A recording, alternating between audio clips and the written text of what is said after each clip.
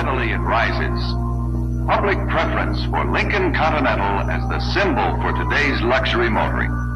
Hey, it's ODB, the Lincoln Addict, and I want to hit you with another video before we get to Thursday this week. So if we take a look at the docket for Barrett-Jackson, in one of my recent videos, I did go through how you can go to Scottsdale 2023.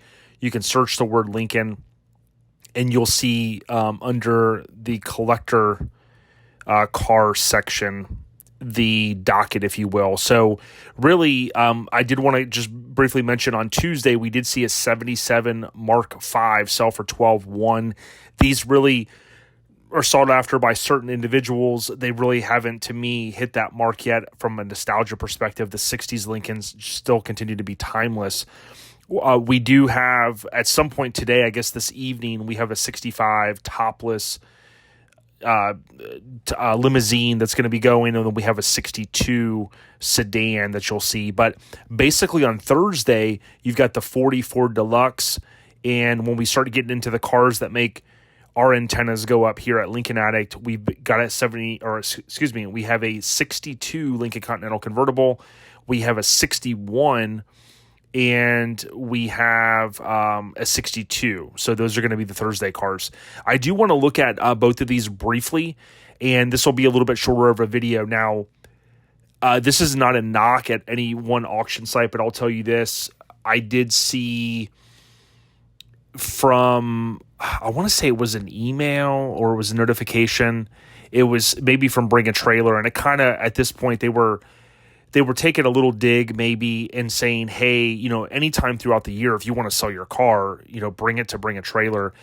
And I do love Bring a Trailer because if you look at this one here, like let's say I was at home, maybe I'm not boots on the ground, maybe I don't know anybody that's going to be there and I can't see this car, the 62 Convertible Custom.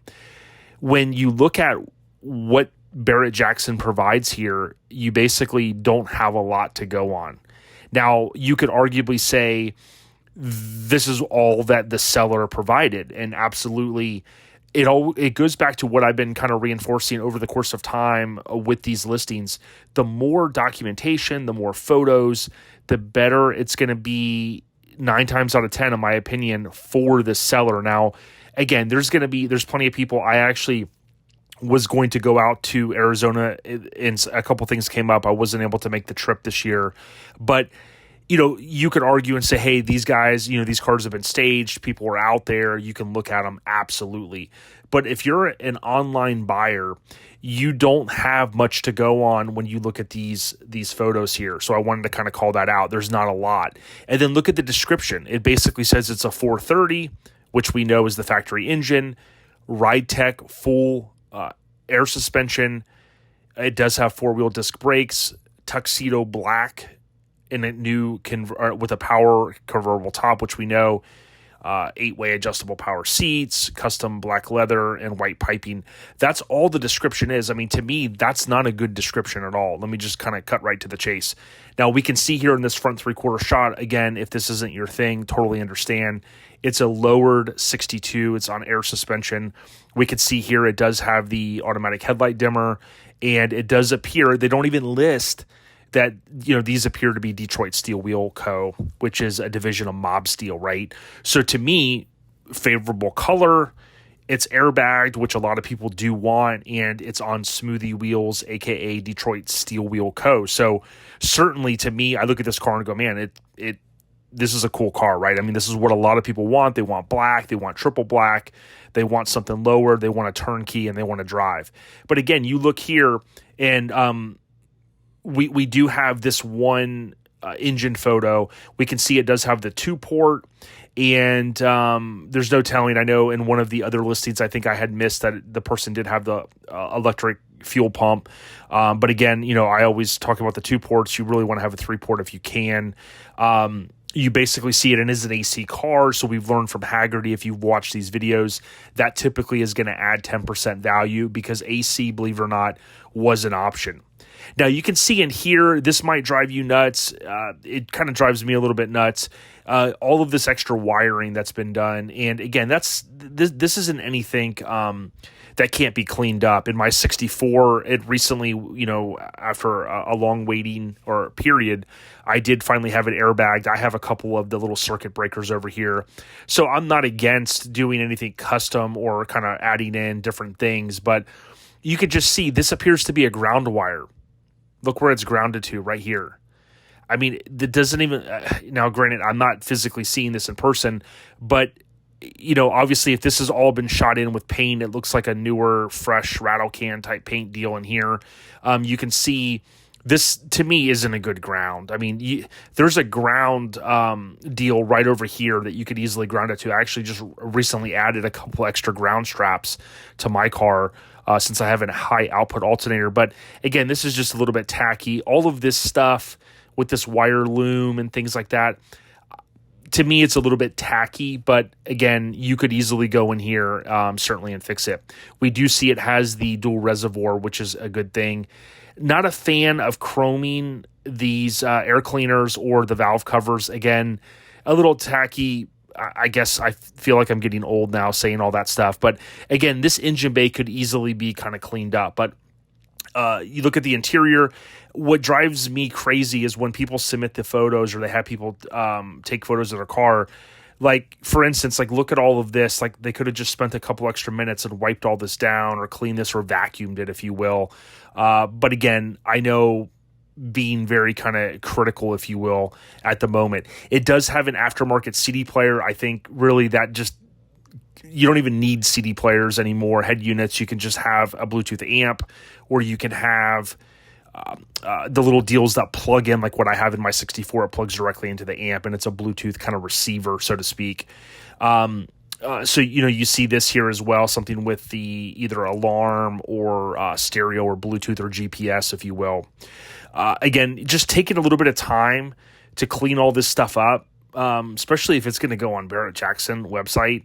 That's just my opinion. So again, a little critical of this one, but I'm curious to see what this 62 will sell for. The great thing, if I was a buyer and I couldn't make it to Barrett-Jackson, I would be personally watching the Bring a Trailer website. Now, if you haven't signed up for Bring a Trailer, I really feel like I should be sponsored by them. The cool thing is when you sign up, you're going to get emails when cars that they believe that you might be interested in. I receive emails all the time. I even receive email or notifications, I think, on my Mac. I have it where the notifications can push out. So, I'll get notifications from Bring a Trailer. But again, if you couldn't get out there to this event or someone couldn't, be there for you, you kind of have a big risk because, if you were to ask me, hey, Jay, I'm going to put a bid in on this car. What do you think? I mean, looking at the photos, I'd say, yeah, I mean, it's cool. It's stuff that I like, but there's no photos underneath the car.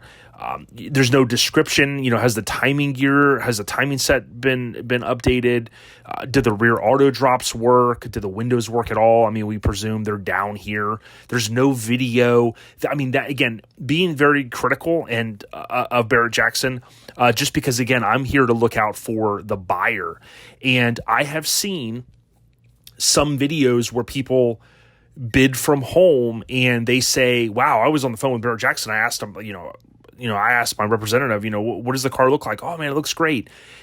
Most people, and I've said this before, especially when they're selling a car, even at their house, they're going to tell you, oh, it's great. There's no rust. Yeah. Because they're itching for that sale. They want that sale to happen and they don't want to lose out on that potential sale. Right. So again, to me, looking at this car, I don't know if I could recommend it to even a friend if they were looking to buy it. So that's that.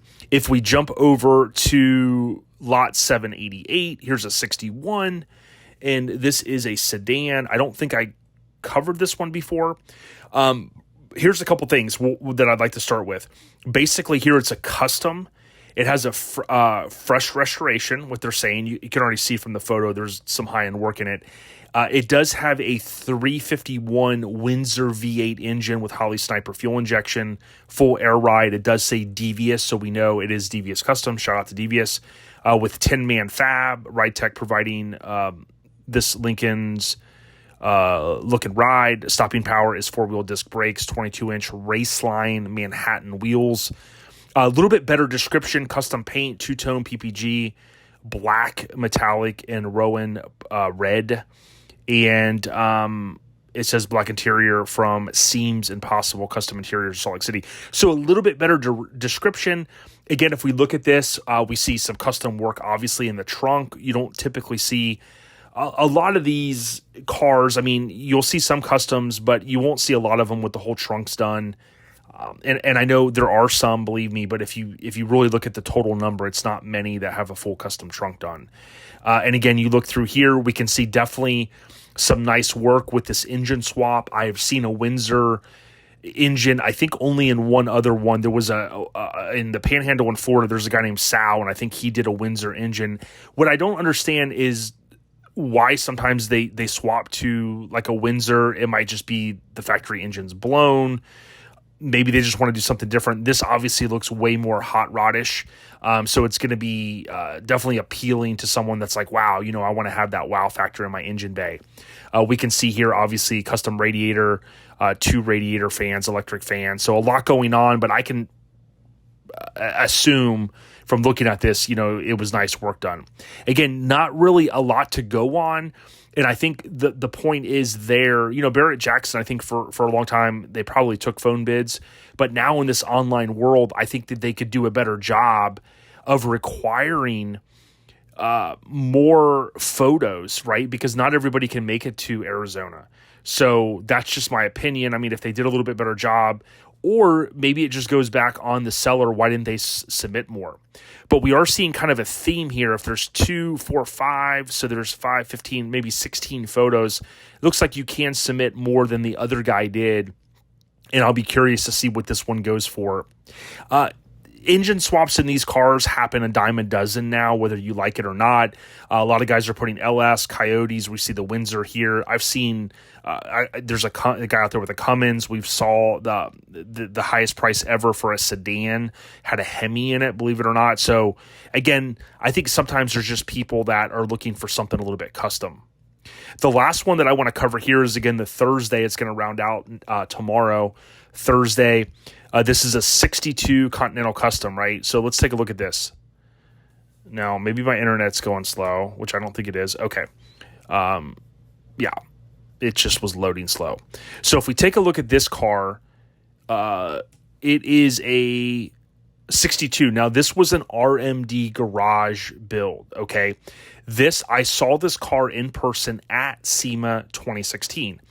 There's a couple standouts, including the color, the interior. Now, believe it or not, I don't know off the top of my head, but when this car sold 2017-ish, it sold, I want to say, for like 60 or 70,000, right? And if you equate that to today's number, it definitely would have went a lot higher. I was surprised that it went for the price that it did. Ralph from RMD Garage had a TV show. I'm not sure if he's still on. I've met Ralph. He follows me on Instagram. Shout out to Ralph. I talked to him at SEMA 2021. And, of course, didn't really talk Lincolns. He had an F100 there at the time. But when you look at this car, you go, wow, RMD Garage does some very, very nice work. When I look at the car, I say, wow, overall, very nice. There's some things that you may decide to change, with the colors in terms of the air cleaner and stuff. You can see this looks a little bit different here. That's not the normal wing nut or whatever we call those things. It does have the 2-port, which, again, you guys know I'm not a fan of. It does have the upgraded wheel width brakes.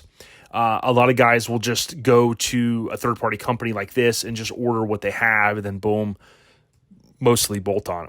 The interior, a little bit different. Again, the green color, I think it looks very classy. I think this is a very nice car.